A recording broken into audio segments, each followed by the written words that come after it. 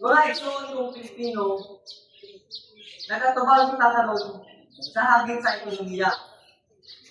Apan, sa pinaagi sa pagtumunan, makahatag kita og trabaho o oportunidad sa atong kagawahan. Kinahanglan nga nato madawato nato ang pagparaguban o bantayan nato samtang gabantay ta sa atong kaugalingon o nasyonal nga interes.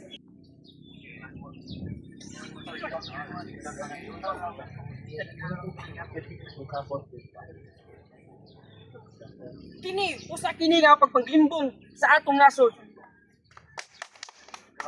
Ang atong ekonomiya dapat diway magkontrol, dapat kita lamang dili kita magpa-influensya sa mga laing nasod.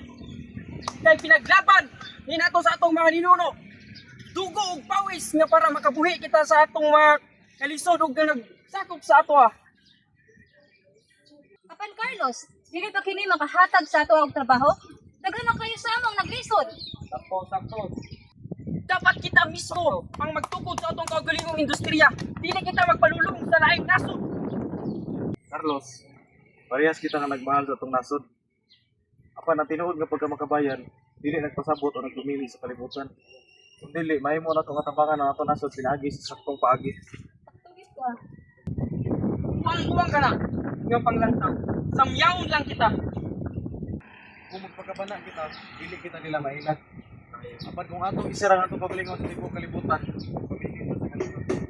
Ang tinuod nga pagka makabayan, nagpasabot sa gugma sa nasod, dili ang pagtungod sa uban. Sakto. Nagsugod sa pagunahuna ang mga tao, ang uban nagpakita og pagsupak, ug ang uban nagpakita og pagsuporta. Carlos, kinahanglan natong hunahunaon kung unsay labing maayong buhaton alang sa tanang mga Pilipino. Paagi tag paagi para mo lambok, aron dili mawala tong identidad.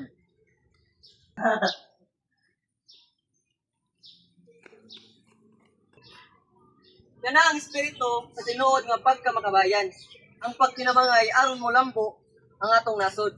Kinahanglan magpadayon ta o magbanentayon ta.